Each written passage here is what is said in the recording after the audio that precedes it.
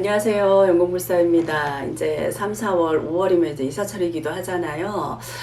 이제 2023년 우리가 이제 이사 방향에 대해서 제가 좀 말씀을 드려볼 텐데, 이사 방향도 피해야 할 방향이 있고요.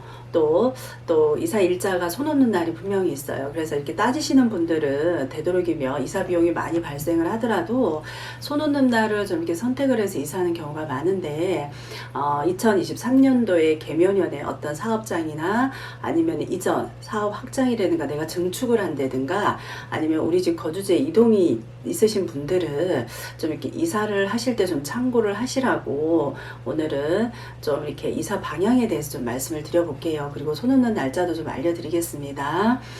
이제 우리가 이사 방향, 이렇게 피해야 할 방향은 우리가 흔히 아는 네 가지로 볼 수가 있어요. 대장군 방향이 있고요, 또 삼살 방향이 있고요, 그리고 조객 방향, 상문 방향이 있습니다. 근데 이제 우리가 흔히 들어서 이사를 할 때는 뭐 대장군 방향이 올해는 어디다, 그래서 뭐 나쁘다고 한다, 이걸 피해야 한다, 이렇게 많이 문의들을 하시는데, 일단은 그 방향을 피하기 전에 이 네 가지 방향의 뜻에 대해서 먼저 알고 좀 이동을 하셔야 될 것 같습니다.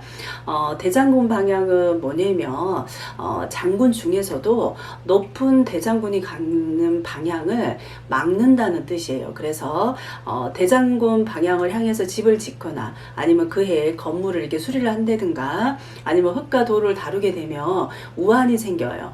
그래서 우리가 이 대장군 방향은 각 방위마다 돌아가면서 3년마다 한 번씩 이렇게 머무릅니다. 그렇기 때문에 이 대장군 방향을 아시는 분들, 가리시는 분들은 좀 이렇게 피하시는 경우가 많죠.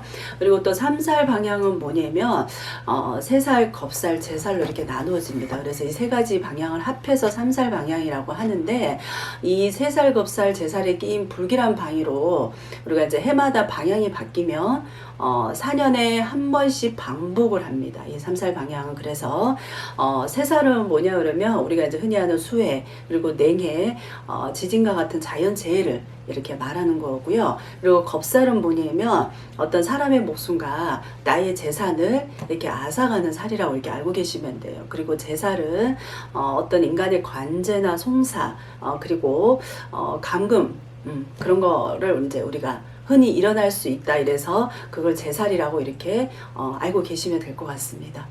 그리고 이제 조객 방향에서, 조객은 초상이 나서 조문객이 찾아온다거나 아니면 다른 집안에 문상을 가거나 어떤 상복을 입은 사람을 뜻하는 겁니다. 그래서 이 방향으로 이사를 가거나 아니면 문상이나 문병을 잘못 가면 집안에 우환이 좀 생길 수가 있고요. 그리고 또 집안에 어떤 식구가 좀 줄 수 있는 그런 일이 좀 발생할 수가 있어요. 그리고 또 장사나 사업을 하시는 분들은 조객 방향으로 이동을 했을 때 손재가 발생할 수 있으니까 잘 알고 계셔야 될 것 같습니다.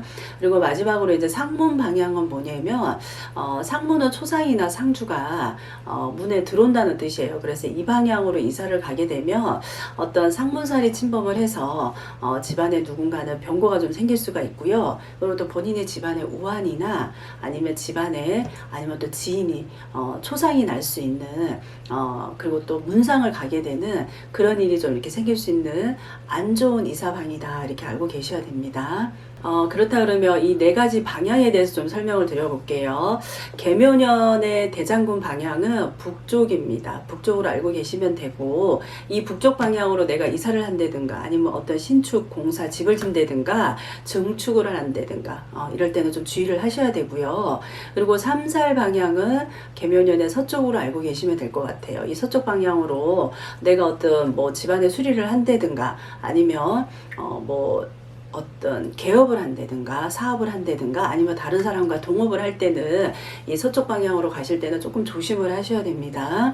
그리고 조객 방향은 개묘년에 북동쪽으로 알고 계시면 돼요. 북동쪽이니까 어떤 내가 상갓집이라든가 조문을 간다든가 이럴 때는 좀 주의를 많이 하셔야 됩니다. 그리고 마지막으로 상문 방향은 개묘년에 남동쪽으로 알고 계시면 돼요. 그래서 이 남동쪽으로 이동을 하실 때는 좀 조심을 하시고요.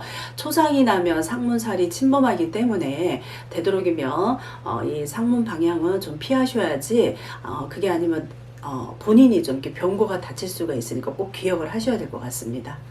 그리고 이제 우리가 이사 날짜를 볼 때 손 있는 날과 손 없는 날을 많이 따지잖아요. 보통 이제 손 없는 날을 지칭할 때, 손은 일별 날짜에 따라서, 사방위로 이렇게 돌아다니면서, 인간에게 해로움을 끼치는, 어떤 귀신을 뜻한다고 볼 수 있어요. 그래서 손 없는 날에는, 내가 어떤 일을 하더라도, 나에게, 피해를 주지 않고 내가 피해를 보지 않는, 그런 날이다. 이렇게 이해를 하시면 되고요.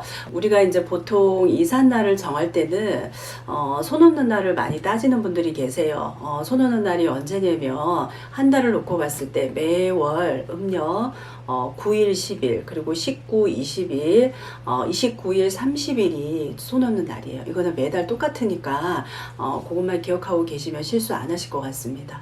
2023년도 내가 좀 나쁜 것은 피하고 되도록이면 좋은 방향과 좋은 날짜를 잘 잡아서 이사를 하셔가지고 좋은 기운으로 좀 이렇게 1년 잘 시작 이제 했잖아요. 마무리도 잘 하셨으면 좋겠습니다. 오늘은 2023년도 이사 방향 그리고 이사 일자 손 없는 날짜에 대해서도 말씀을 드렸고요. 또 방향이 4가지 방향에 대해서도 자세하게 또 설명을 드렸으니까 방송 보시고 혹시 좀 이렇게 이해가 안 가거나 좀 더 알고 계신 분들은 문의 주시면 자세하게 안내해 드리겠습니다. 감사합니다.